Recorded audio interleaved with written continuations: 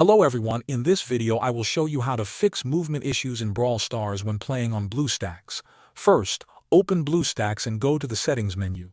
You can find it by clicking the gear icon on the top right. In the Performance tab, make sure you have enough CPU cores and memory allocated.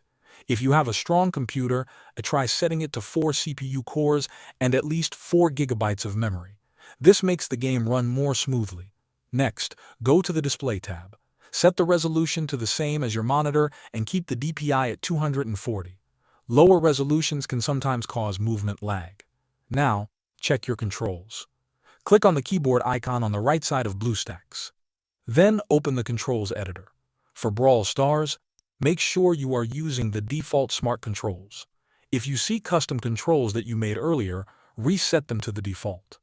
Smart controls are designed to give the best movement and aiming experience. Finally, update Bluestacks to the latest version. Older versions often have bugs that cause movement problems. After making these changes, restart Bluestacks and launch Brawl Stars again. Your movement should now be smoother and more accurate. Thanks for watching.